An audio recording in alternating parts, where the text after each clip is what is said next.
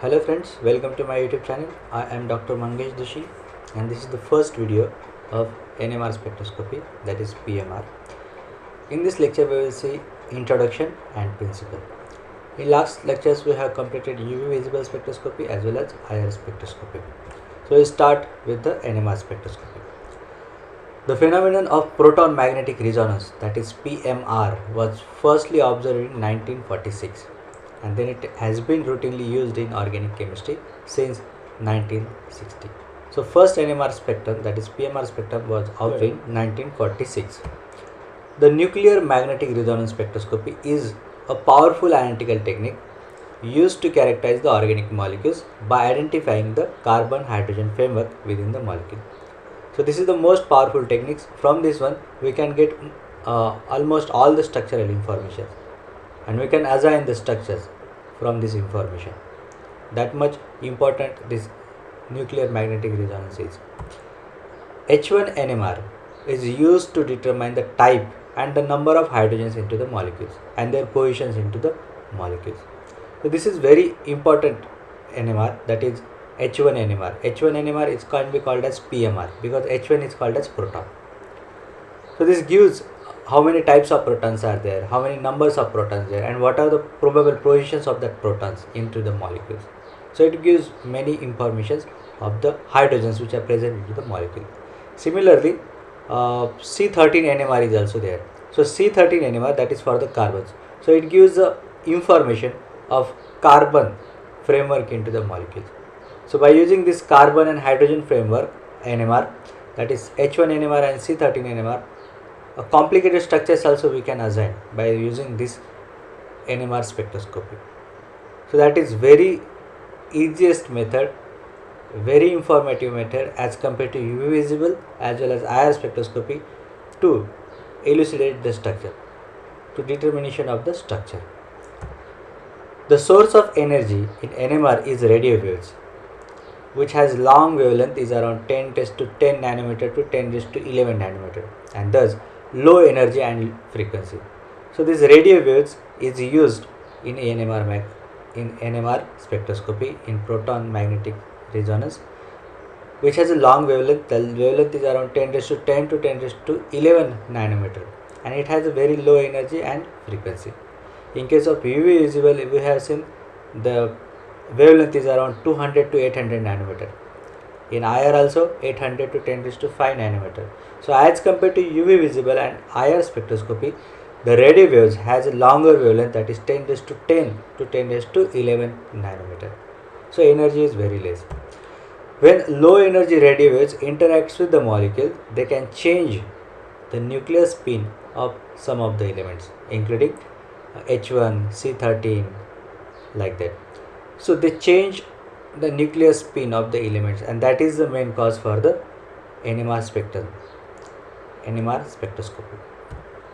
Now I will say the principle of the nuclear magnetic resonance, that is NMR spectroscopy.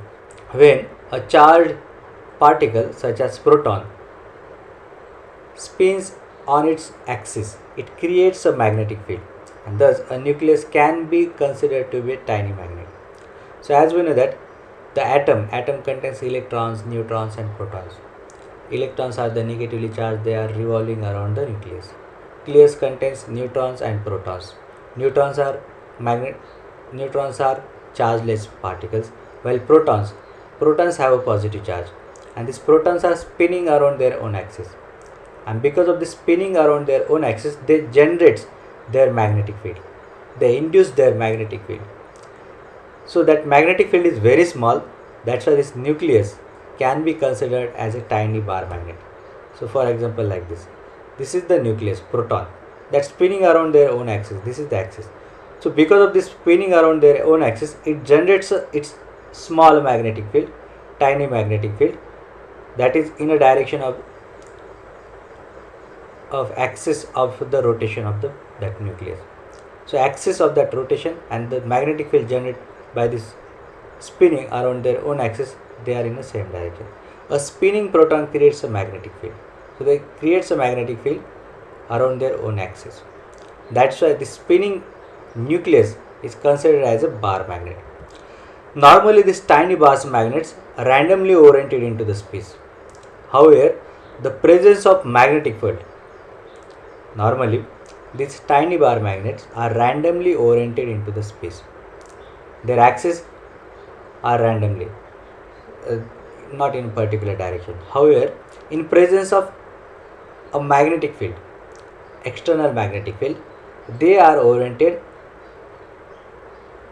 in a parallel to the external magnetic field, but that may be anti-parallel or parallel, that oriented in against of this applied field or along with this applied field. So in this way, some of the nucleus are into the direction of external magnetic field and some of the nucleus spinning in opposite direction to the external magnetic field. See, the external magnetic field B0 is applied. So all spins are parallel to this B0, but some are parallel and some are anti-parallel. And more nuclei are oriented in applied field directions. Because of this arrangement, the energy is lower. So most of the nucleus are along the spins along the external magnetic field. So their energy will be less. Few nucleus spins in opposite direction to the external magnetic field like this. Their energy will be higher. So in this way, if we are applying external magnetic field, the spinning of the nucleus having two energies, one is lower energy, one will be higher energy. The energy difference between these two states, that is lower energy state and higher energy state, that is very small, that is around less than 0.1 calories.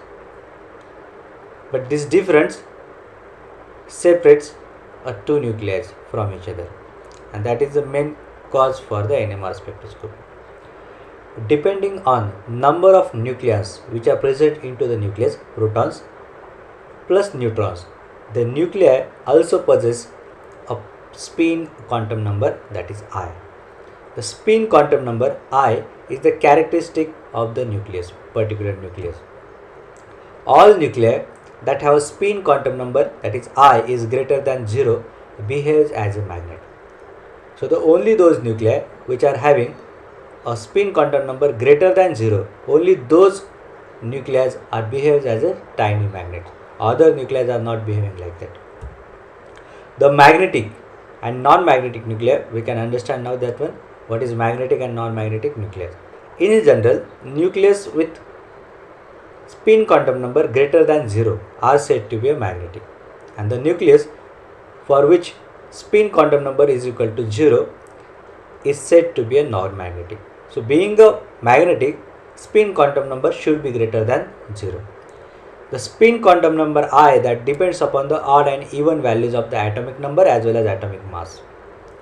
The nucleus with I is equal to 0, that is spin quantum number is equal to 0, does not produce magnetic moment and are known as non-magnetic nuclei. Only those nuclei which are having a spin quantum number greater than 0, those are only called as magnetic nuclei, and if the spin quantum number is equal to 0, then those are called as non-magnetic nuclei. So we'll understand that depends upon the odd and even values of atomic number and atomic masses. So this is one table. So this is mass number, atomic number, spin quantum number, and some examples. If mass numbers are odd, then atomic number may be even or odd. Spin quantum number is around 1/2, 3/2, 4/2. Those nuclei are magnetic. For example, H1. So atomic number is 1, atomic mass is 1. C13. Atomic number is 6, atomic mass is 13. So this is the carbon isotope. F. The atomic number is 9 and atomic mass is 19. So if the atomic mass number is odd, then all the nuclei are magnetic, even though their atomic number is even or odd. That doesn't depend upon the atomic number. But if mass number is even, then if suppose atomic number is odd, then those nuclei are magnetic. For example, deuterium, the isotope hydrogen, atomic number is 1 and atomic mass is 2. So these are magnetic. Similarly, nitrogen, atomic number is 7 and atomic mass is 14. So these are the magnetic. So if mass number is even, atomic number is odd, then those nuclei are magnetic. But mass number is even and atomic number is even, then the spin quantum number for those nuclei is 0. And those nuclei are said to be a non-magnetic. Those examples are beryllium, carbon 6, atomic mass is 12, oxygen, atomic number is 8, atomic mass is 16. So in this way, if the spin quantum number is greater than 0, then only those nuclei behaves like a magnet. Otherwise, the nucleus which has a spin quantum number is equal to 0, those nuclei are non-magnetic, non-useful in nuclear magnetic resonance spectroscopy. Every spinning nucleus with spin quantum number greater than 0 give rise to a magnetic field whose axis is in coincidence with the axis of spin having a magnetic moment nu. So nucleus generates its magnetic field. That magnetic field axis is parallel to the axis of spin of that nucleus having a magnetic moment nu. So about hydrogen nucleus. Hydrogen nucleus having a spin quantum number is half. That also produces the magnetic field having a magnetic moment nu that directed along its spinning axis. So whatever the magnetic field generated, it's along with the axis of the spin. When such spinning nucleus is placed in uniform external magnetic field, that is B0, its magnetic moment can be parallel, aligned with the magnetic field, can be parallel or anti-parallel to the direction of the applied magnetic field. So whatever the spin of the nucleus, that oriented into the two directions. In direction to the external magnetic field, that is called as parallel to the external magnetic field, or anti-parallel to the external magnetic field. In magnetic field, there are now two energy levels for the protons. The lower energy states with the nucleus which are along into the same direction of the external magnetic field B0, and the higher energy state in which nucleus are spinning against the whatever the nucleus are oriented against, that is anti-parallel to the external magnetic field. So these two energy levels, energy states are generated because of this external magnetic field.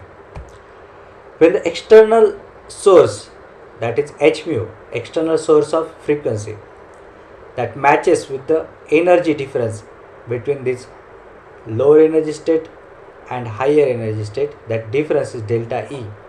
If the external source energy matches with the energy difference between these two states is applied, energy is absorbed, causing the nucleus to flip from the one orientation to the another, from lower energy level to higher energy level. The spin flips, spinning along the external magnetic field, that will get flips, and that spin will become anti-parallel to the external magnetic field. That happens only if the external energy source, that h mu, it exactly matches with the energy gap between lower energy state and higher energy state. Then only this orientation will take place. The energy difference between these two nucleus spin states corresponds to the very low frequency, because this energy gap is very small, that is less than 0.1 calorie. So it requires very low energy and low frequency, that is radio frequency region of the electromagnetic spectrum. Now we'll understand this one in a diagrammatic form. So see here, this is the spinning nucleus. This orientation may be randomly oriented in a space, but if you are applying a magnetic field, external magnetic field, then that will be oriented either in opposite direction to the external magnetic field, or either in a direction of external magnetic field, either in a parallel or anti-parallel manner. So the nucleus which spins along the external magnetic field, then those are having a lower energy state.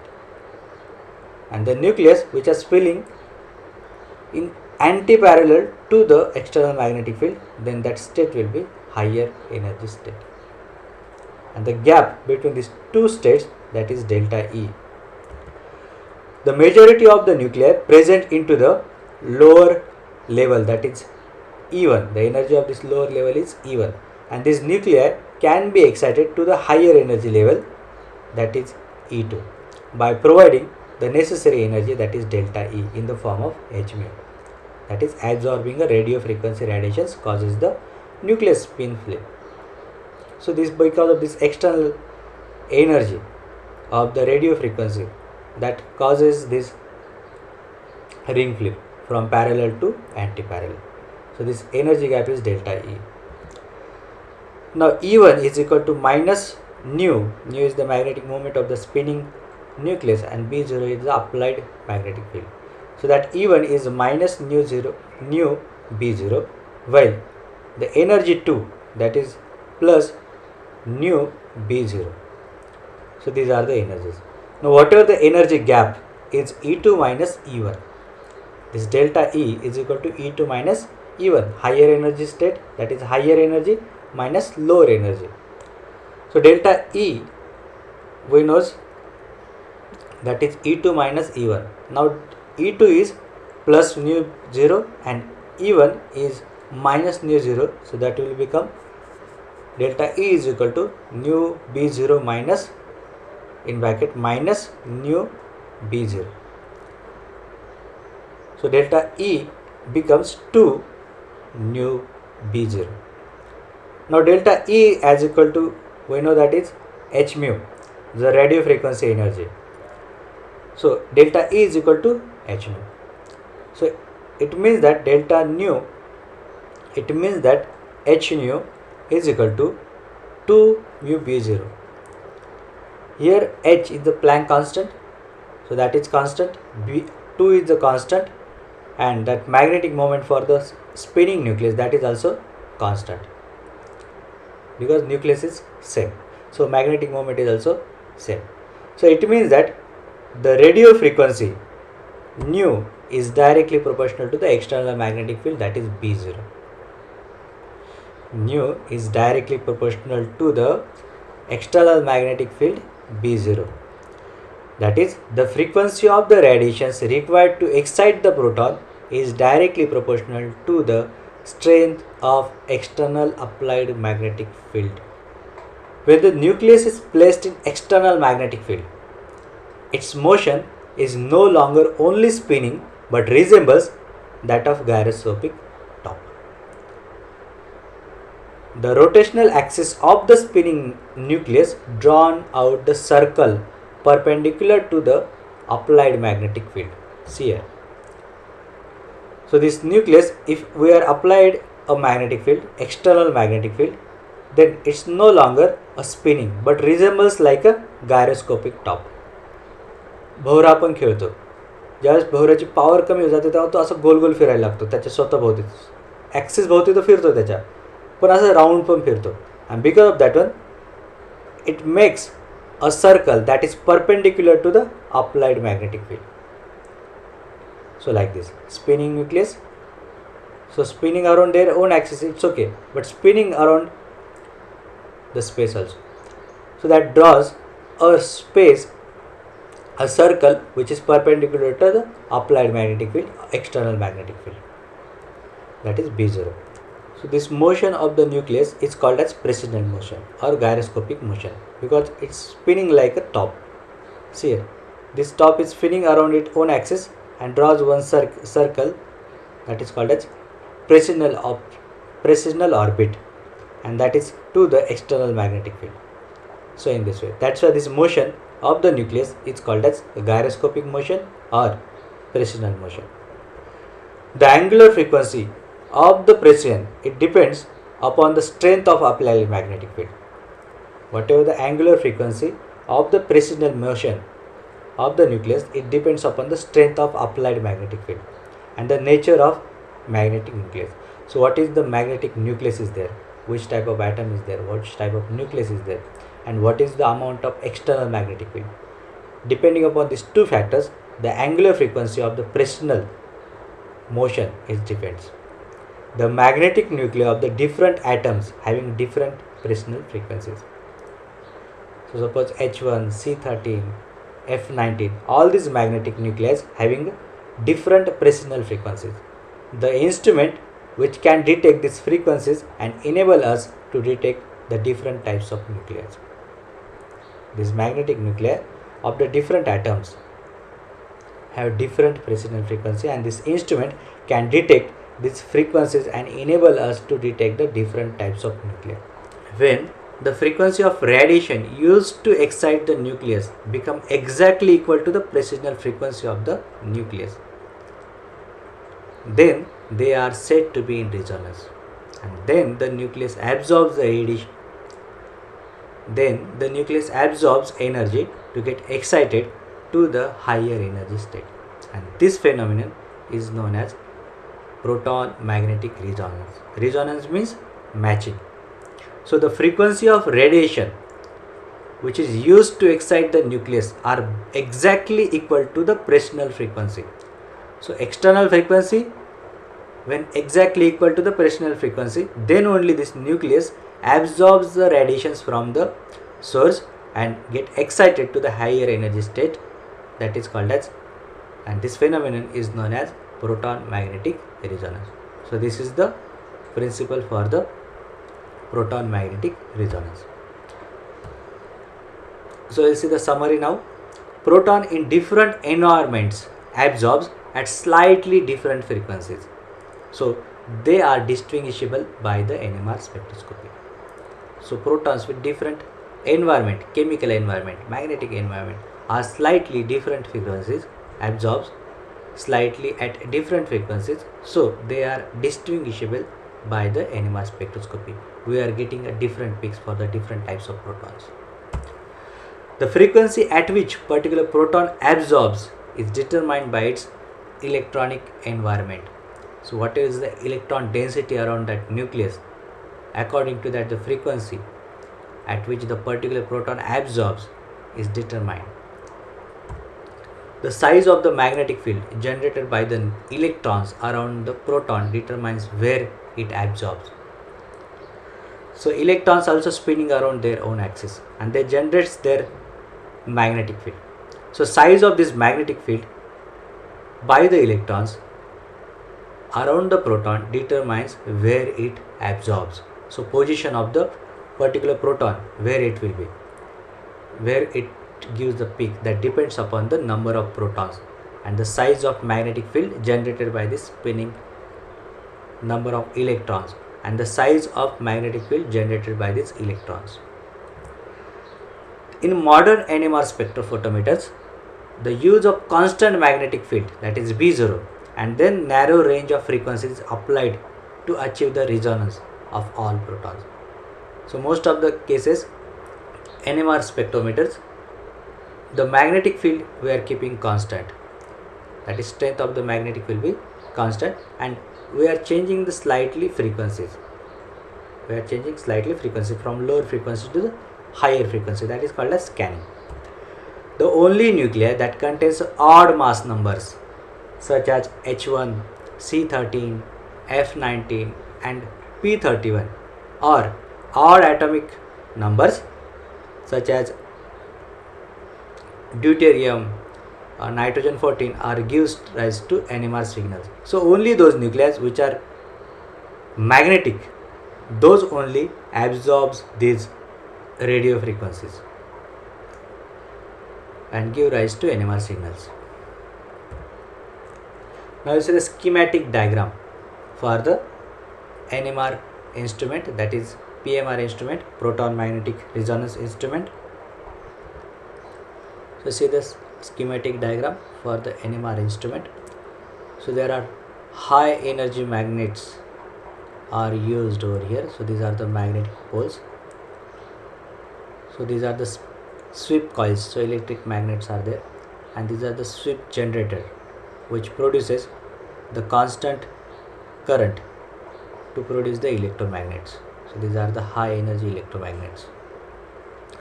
these are the radio frequency transmitter. So this gives the radio frequency, external radio frequency, that is around 10 to 10 to 11 micrometer. So these are the radio frequency transmitter.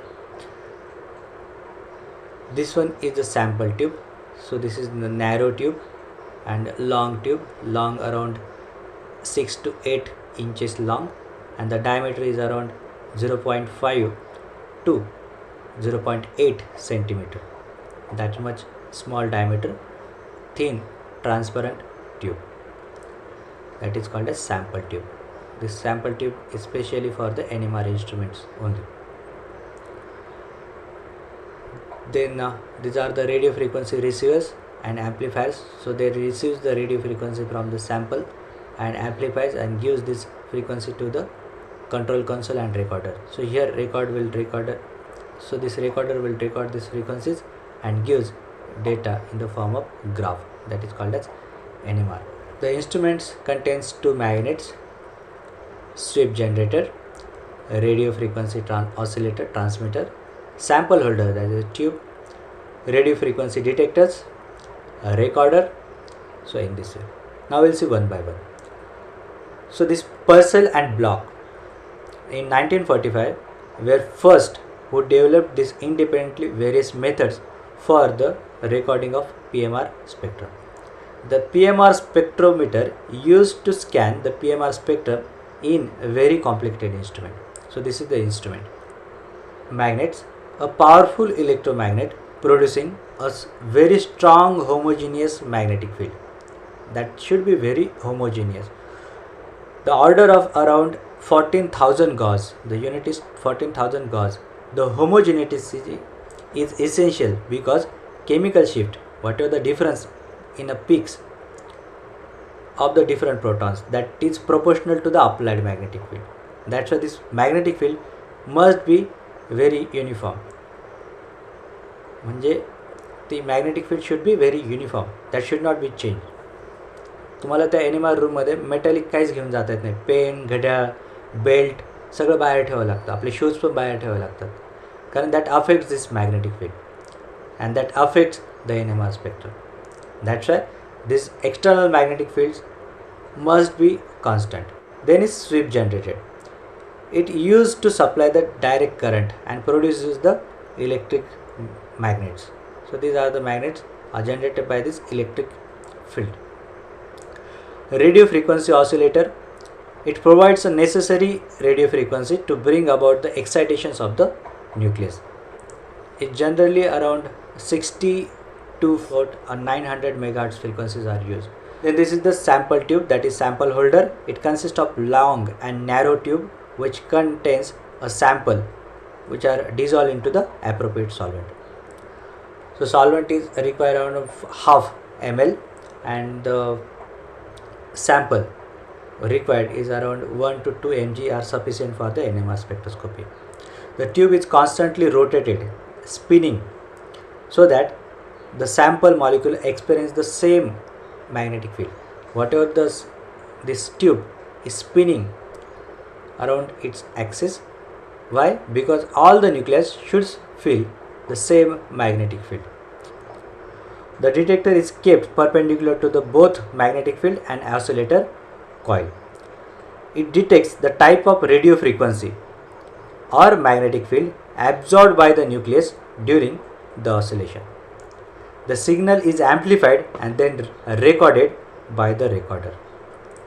Now this recorder records the signal given by the detector in the form of graph, absorbance of the proton versus radio frequency or magnetic field. Now which are the solvents useful for the making a solution of the sample? The carbon tetrachloride is the ideal solvent. Then other solvents which doesn't contain the protons, because NMR detects the protons. NMR detects the protons, that is H1. So we have to use a solvent, organic solvent, in such a way that should not contain a proton, that should not contain a hydrogen. So carbon tetrachloride is one of the important solvent. The other solvents like carbon disulfide, CdCl3, so deuterated chloroform. Then deuterated solvents are useful for this NMR spectroscopy, like deuterated methanol, deuterated dimethyl sulfoxide. These are the important solvents for the NMR spectroscopy. In PMR spectrum, we can be recorded in two ways. First, the magnetic field is kept constant and radio frequency is changed from lower to higher value. So different protons in a molecule absorb at different frequencies.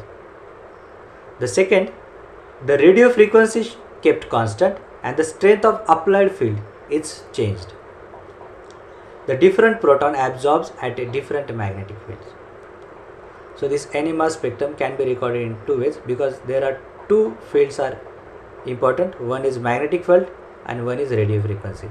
So we can keep radio frequency constant and change the magnetic field from lower to higher.